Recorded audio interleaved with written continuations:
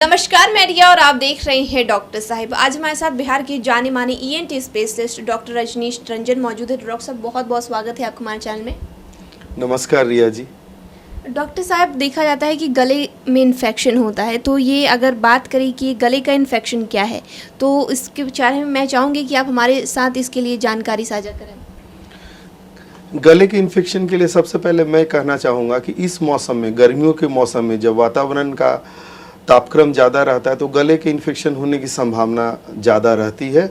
और ख़ासकर change of weather में, जब गर्मियाँ थोड़े स्टार्ट होती है, मौसम ठंड से गर्म की ओर जाता है, तो गले में इन्फेक्शन ये नॉर्मल एक respiratory tract, upper respiratory tract infection के रूप में रहते हैं, जिसे सिंपल हम लोग गले में खराश होना या सोर थ्रोट कहते हैं। और यही अगर गले के निचले हिस्से में पहुंच गया, जिसमें आवाज़ भी बदल जाता है, वो लेरिंजाइटिस कहते हैं। तो ये दो स्पेक्ट्रम है, एक सिंपल गले में परेशानी होना, खराश होना, और साथ में फिर जब ये अनट्रीटेड हो गया या आपने ध्यान नहीं दिया, जो प्रिकॉशन होने चाहिए इस मौसम में लेने चाहिए वो नहीं दिया, तो फिर ये लेरिंजाइटिस के रूप में बदल जाता है। तो डॉक्टर साहब, जैसे कि हम बात करें इन्फेक्शन के बारे में, तो ये इन्फेक्शन ज़्यादा बढ़ सकता है? इसमें जब बदलते तापक्रम के अनुसार गले में खराश होना, ये बॉडी की एक सामान्य प्रक्रिया है, जो कि 1-2 दिन होता है, जिसमें आप प्रिकॉशन लेंगे तो ठीक हो जाती है।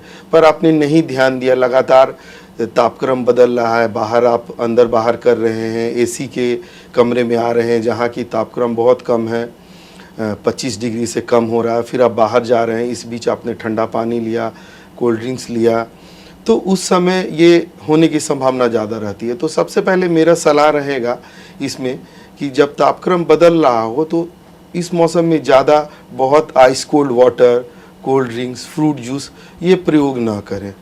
फिर दूसरी बात होती है कि ज़्यादा देर तक लगातार आपका अगर बोलने का काम हो, दूसरे को इंस्ट्रक्शन देने का काम हो, तो लगातार 30 से 35 मिनट से ज़्यादा ना लगातार अपनी बोली का प्रयोग करें। बोलते वक्त भी थोड़ा थोड़ा रुक के करें, और गले में नमी के लिए आपको 1-2 घूंट पानी, 1-2 सिप पानी बीच बीच में प्रयोग करना चाहिए, ताकि गले की जो मांसपेशियाँ रहती है वो नम रहे और आप अच्छे से अपनी बोली का प्रयोग कर सकें।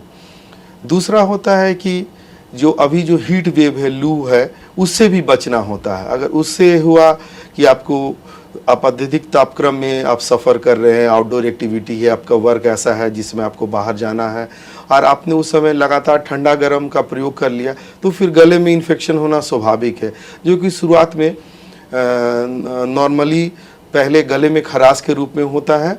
और फिर अगर मेडिसिन, फिर आप प्रिकॉशन ले, उस समय हो कि गार्गल कर ले, गुनगुने पानी का गार्गल करें, और ये सब जो फ्रूट जूसेस वगैरह है उसका सेवन बंद कर दें। और अगर जब यही लोअर रेस्पिरेटरी ट्रैक्ट या ज़्यादा बढ़ गया, जिससे आवाज़ में भी आपके चेंजेज आ गए, तो डॉक्टर को दिखाना बिल्कुल ज़रूरी होता है। उस समय जो डॉक्टर है वो आपके गले का एग्जामिन करेंगे, जिसे लेरिंगोस्कोपी भी कहते हैं, क्यों आवाज़ बदल गया। साथ में अगर आप स्मोकर हैं और अगर ये जो हैबिट है पान मसाला गुटखा ये प्रयोग करते हैं, तो उन पेशेंट में होने की भी संभावना ज़्यादा रहती है। तो इस पे ध्यान देने की आवश्यकता होती है और विशेषज्ञ की सलाह लेने की आवश्यकता होती है। सर, जैसा कि आपने पूरी जानकारी दी है, अगर किसी को एक बार इन्फेक्शन हो रहा है और ये बार बार ठीक होने के बाद, उसका ट्रीटमेंट कराने के बाद अगर किसी बार बार करा रहे, तो कोई बीमारी हो सकती है? ये सोर थ्रोट के रूप में होता है, जो फिर बाद में कि साइनोसाइटिस के रूप में या क्रोनिक साइनोसाइटिस के रूप में बदल जाता है। गले में बार बार इन्फेक्शन होना, नज़ला होना, जुकाम होना, ये भी एक साइनेज हो सकता है, या हो सकता है कि पहले से आपको साइनोसाइटिस का प्रॉब्लम हो, वो एग्रेवेट हो गया, जो अभी तापक्रम बदल रहा है, तापक्रम बढ़ रहा है, आपने खाने पीने की चीज़ों में बदलाव कर दिया या अत्यधिक मात्रा में सेवन कर लिया, तो साइनस के रूप में ये परिलक्षित होने लगते हैं, आने लगते हैं। तो विशेषज्ञ की सलाह ज़रूरत होती है, ताकि वो सही आपका डायग्नोसिस करे और एक ट्रीटमेंट की तरफ प्रोग्रेस करे। ट्रीटमेंट में एंटी एलर्जिक मेडिसिन और कुछ जो पेशेंट रहते हैं उनके अनुरूप दी जाती है, तो निश्चित रूप से मरीजों को लाभ मिलता है। तो दोनों परहेज और दवाई दोनों इस रूप में, कार्य के रूप में हमारा आता है मरीजों के लिए। तो शुक्रिया डॉक्टर साहब, जो आपने जानकारी दी उसके लिए बहुत बहुत शुक्रिया। धन्यवाद। तो आप डॉक्टर रजनीश रंजन को सुन रहे थे, जिन्होंने इतनी सारी जानकारी हमारे साथ साझा की है गले के इन्फेक्शन के बारे में। आप इस विषय में क्या सोचते हैं हमें कमेंट कर जरूर बताएं। चैनल को सब्सक्राइब करें, फेसबुक पेज को लाइक करें। वीडियो देखने के लिए आपका शुक्रिया।